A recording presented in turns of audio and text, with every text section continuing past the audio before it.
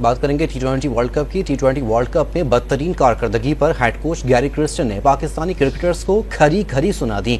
Ireland के खिलाफ match के ड्रेसिंग रूम में क्रिकेटर्स इकट्ठा हुए तो सब कच्चा छट्टा खोल कर रख दिया। जराये का दावा है कि गैरी क्रिस्टन ने खिलाड़ियों के फिटनेस, स्किल लेवल और मॉडर्न डे क्रिकेट से हम आहंगी को इंतहाई नाकिस करार दिया। खिलाड़ियों के दरमियान इख्तलाफात और इत्तेहाद न होने पर भी हैरानगी और बरहमी का इजहार किया।